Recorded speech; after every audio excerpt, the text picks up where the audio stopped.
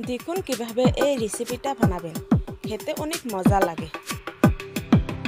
তার জন্য আপনারা প্রথমে কচু ভালোভাবে ছিলিয়ে ধুয়ে নেবেন। তারপর আপনারা কুচি কুচি করে কেটে নেবেন। তারপর আপনারা একটা বাসনে অল্প করে তেল দিয়ে গরম করে নেবেন। তারপর পেঁয়াজ দিয়ে দিবেন। পেঁয়াজ দেওয়ার সঙ্গে সঙ্গে আপনারা ভালোভাবে নেড়ে নেবেন। আমি যেরকম করে নেড়ে নিচ্ছি। তারপর আপনারা দিয়ে দিবেন মরিচ।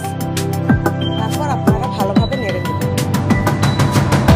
তারপর আপনারা দিয়ে দিবেন শুটকি। শুটকিটা ভালোভাবে ভেজে ধুয়ে নেবেন। তারপর দিয়ে দিবেন। এরকম করে দিলে বেশি ভালো লাগে। তারপর আপনারা ভালোভাবে নেড়ে নেবেন।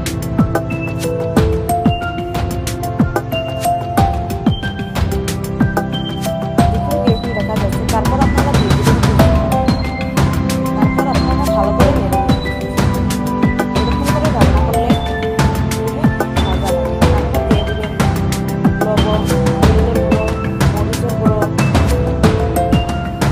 তারপর দিয়ে ভালোভাবে মিক্স করে নেবেন।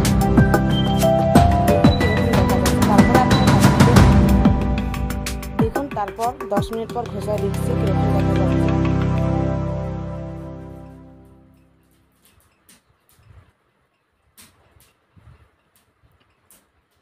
খেতে অনেক মজা লাগে।